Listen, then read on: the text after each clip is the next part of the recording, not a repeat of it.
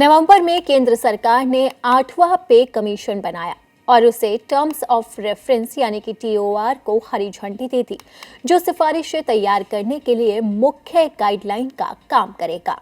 अब बहुत सारे कर्मचारी और पेंशनर बेसब्री से पे कमीशन की रिपोर्ट जमा होने और सरकार की मंजूरी का इंतजार कर रहे हैं। इन सब के बीच ऐसे कई सवाल थे जिसे लेकर बहुत से कर्मचारी और पेंशनर्स कंफ्यूजन में थे, जैसे पेंशन रिवीजन, बेसिक पे में डीए-डीआर का मर्जर आदि।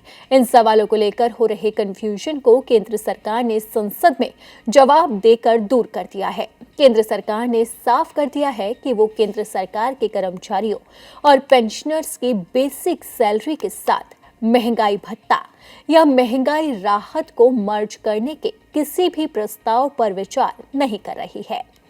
लोकसभा में एक लिखित जवाब में वित्त राज्य मंत्री पंकज चौधरी ने कहा कि मौजूदा महंगाई भत्ते को बेसिक सैलरी के साथ मर्ज करने का कोई प्रस्ताव अभी सरकार के पास विचाराधीन नहीं है। बयान में कहा गया है कि सरकार महंगाई को कम करने के लिए हर 6 महीने में समय समय पर डीए-डीआर में बदलाव करती है। केंद्र सरकार के कर्मचारियों और करीब 70 लाख पेंशनर्स के लिए एक बड़ी चिंता जो परेशान कर रही थी, उसे आखिरकार फाइनेंस मिनिस्ट्री ने दूर कर दिया है।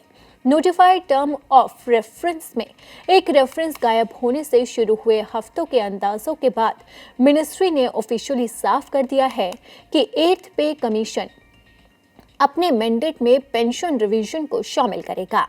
सरकार ने राज्यसभा में एक अनस्टार्ट सवाल का जवाब दिया। वित्त राज्य मंत्री पंकज चौधरी ने साफ साफ कहा कि 8वीं सीपीसी केंद्र सरकार के कर्मचारियों के वेतन भत्ते, पेंशन वगैरह समेत अलग अलग मुद्दों पर अपनी सिफारिशें करेगी। वीएसआर के कैपिटल के डायरेक्टर स्वलिप अग्रवाल का कहना है कि पिछले ट्रेड्स के आधार पर एक बार जब सरकार पे कमीशन बनाती है या प्रोसेस शुरू करती है तो इसे लागू करने में आमतौर पर 1 से 2 साल लगते हैं। उन्होंने कहा कि अभी के टाइमलाइन को देखें तो सरकार ने पहले ही जरूरी डेटा और शुरुआती इनपुट इकट्ठा कर लिए, जिससे पता चलता है कि प्रोसेस चल रहा है।